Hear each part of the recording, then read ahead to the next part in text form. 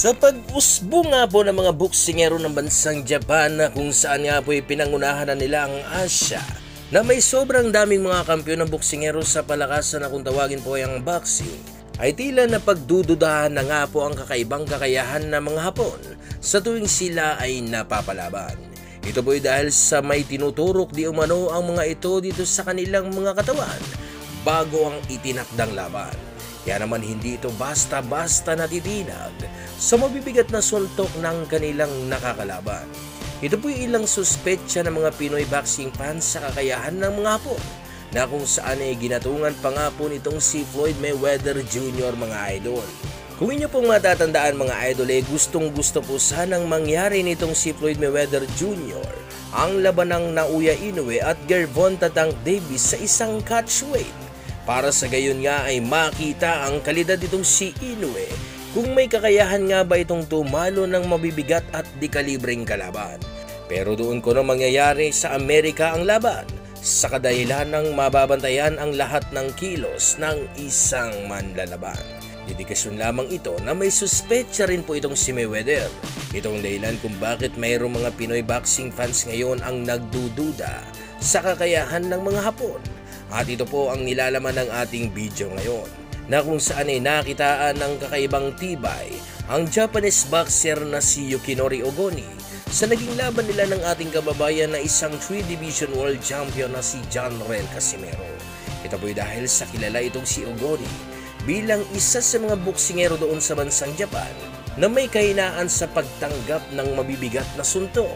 Dahil sa nung makaharap po kasi nitong si Ogoni, ang patpating si Ryosuke Iwasa, ay ilang beses pong bumagsak ang Hapon na si Ogoni sa mga patusok na suntok nitong si Iwasa. Hindi po ito yung bigay todong suntok na katulad ng mga ginagawa nitong si Casimero, kung saan ay literal na diretsong patusok na suntok lamang ang ginagawa nitong si Iwasa mga idol, na maski nga po itong si Iwasa ay nagulat sa mga pangyayari na agad pong bumagsak ang kanyang kalaban. Pero nung makakarap niya na po itong si Casimero mga idol ay kahit bigay todo na ang mga suntok na binabato nitong si Casimero ay tila hindi po nayayanig ang Hapon na si Yukinori Ogoni sa malalakas na mga power punches nitong si Casimero.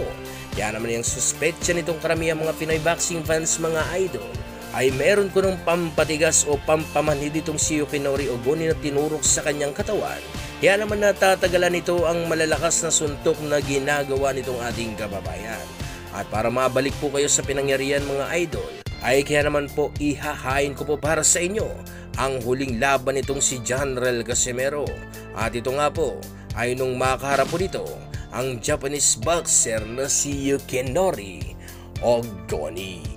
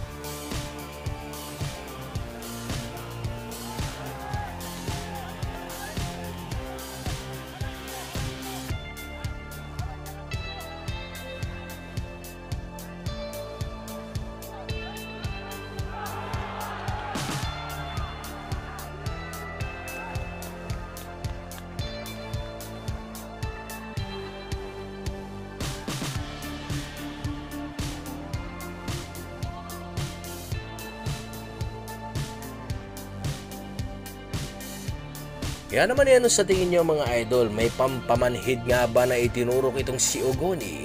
Kaya nito natatagalan ang mabibigat na suntok na ginagawa nitong si Casimero. I-comment nyo na po ang inyong magiging komento mga idol para sa gayon ay atin niyang mapag-usapan dito sa ating comment section.